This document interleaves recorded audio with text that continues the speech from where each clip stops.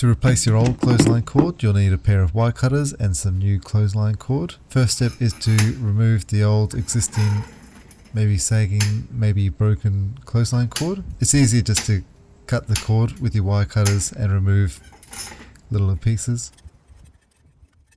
You then feed the new clothesline cord through the first hole and tie it off with just a granny knot. Then you pull it through loosely.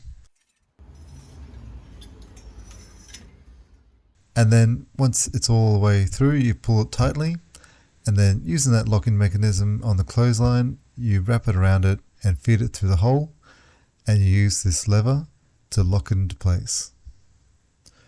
So you just push it through that hole, pull it tight, and then you lock it off. Now it's up to you. You can either trim all excess cord off, or you can leave a little bit of excess just so if you ever need to retension it, you got something that you can grab onto and pull.